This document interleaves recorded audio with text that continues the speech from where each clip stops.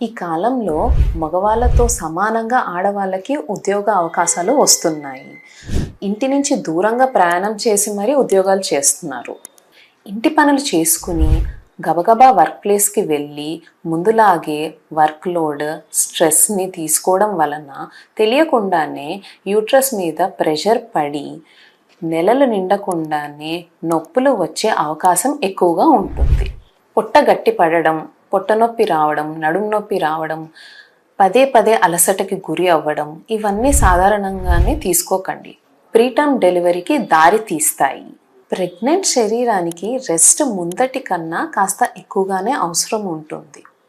Stress తగ్గించుకోవడానికి meditation పాటించడం మంచిది.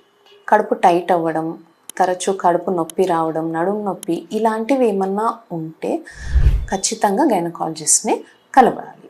Thank you.